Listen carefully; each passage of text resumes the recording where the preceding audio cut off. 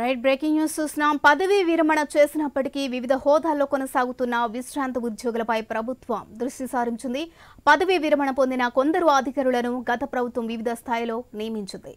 వివిధ శాఖలు, కార్పొరేషన్లు, బోర్డులో పనిచేస్తున్న విశ్రాంత అధికారుల వివరాలు సమర్పించాలని ప్రభుత్వ ప్రధాన కార్యదర్శి శాంతికుమారి ఉత్తర్వులు జారీ చేశారు. ఇక ఈ అంశాన్ని అత్యవసరంగా పరిగణించి బుధవారం సాయంత్రం 5 గంటల్లోగా నిర్ణీత నమూనాలో వివరాలు ఇవ్వాలని ముఖ్య కార్యదర్శులు, శాఖాధిపతులను సీఎస్ ఆదేశించారు.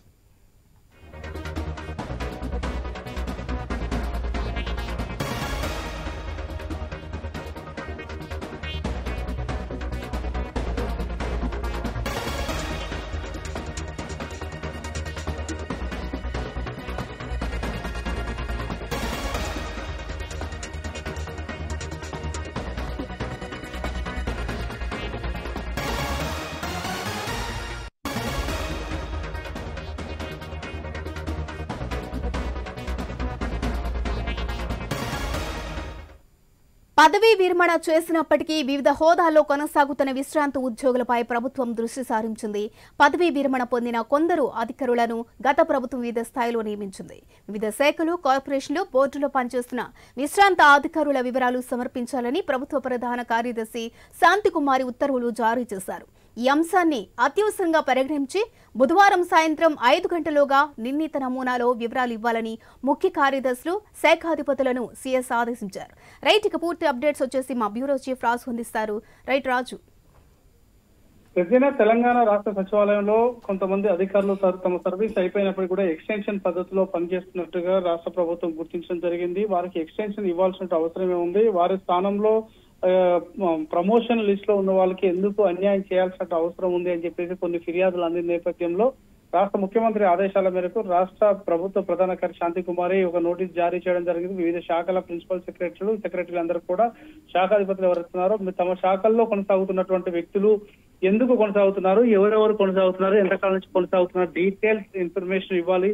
రేపు సాయంత్రం లోపు అంటే బుధవారం సాయంత్రం లోపు అందజేయాల్సింది చెప్పి ఆమె ఆదేశాలు ప్రత్యేకమైన సర్క్యులర్ జారీ చేయడం జరిగింది. ఇప్పటికే వాళ్ళు గుర్తించిన దాంట్లో రిటైర్డ్ ఐఏఎస్ అధికారి, ప్రోటోకాల్ అధికారిగా పనిచేశారు. ఆయన రాజ్భవన్ లో కూడా పనిచేశారు. అదేవిధంగా జీఏడీ ప్రోటోకాల్ డిపార్ట్మెంట్ లో కూడా పనిచేశారు. ఆయన ఎండోర్మెంట్ లో ఉన్నటువంటి రిటైర్డ్ అధికారి అనిల్ కుమార్ తో పాటు అరవింద్ సింగ్, అదేవిధంగా 2 ఏళ్ల ఎక్స్టెన్స్ తో పనిచేస్తున్నటువంటి రాణి కుముదిని ఐఏఎస్ ఆఫీసర్, అదేవిధంగా వివిధ హోదాల్లో కొనసాగుతున్నటువంటి వాళ్ళు ఎవరైతే ఉన్నారో వాళ్ళందరి విషయాలు కూడా ఇప్పటికే పెట్టాలని చెప్పేసి, అదేవిధంగా ఎంసీఆర్ హెచ్ఆర్డీ ఐటీలో ఉన్నటువంటి తిరుపతయ్య, అదేవిధంగా బుద్ధభవన్ ప్రాజెక్ట్ చూసినటువంటి రిటైర్డ్ ఆఫీసర్ శివనాగిరెడ్డితో పాటు ఇప్పటికే మరికొంతమంది వివిధ డిపార్ట్మెంట్లలో పనిచేస్తున్నారు.